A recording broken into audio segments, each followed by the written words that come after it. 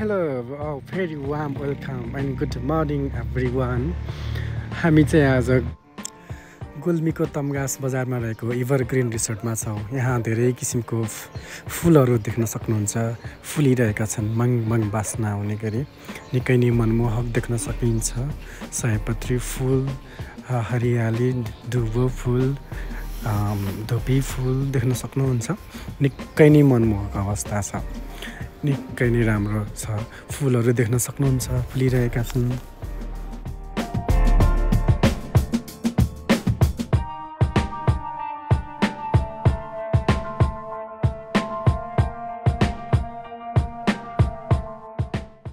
मनै लोभ्याउने भार देख्न सक्नुहुन्छ। एकदमै राम्रोसँग ओरिएन्टेसन गरिएको छ। निकै नै सुन्दर छ। तपाईँ पनि आउन सक्नुहुन्छ गुल्मीको तमगास बजारमा रहेको एभरग्रिन रिसोर्टमा। Thanks for watching. सब्सक्राइब गरेर हामीसँगै जोडिनुहोला।